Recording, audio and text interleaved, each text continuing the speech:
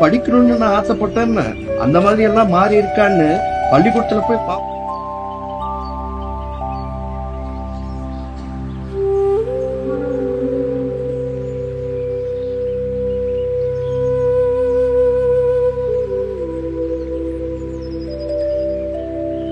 இப்பதான் பாத்துட்டு வர்றேன்னு மனசுக்கு நிறைவா இருக்கு.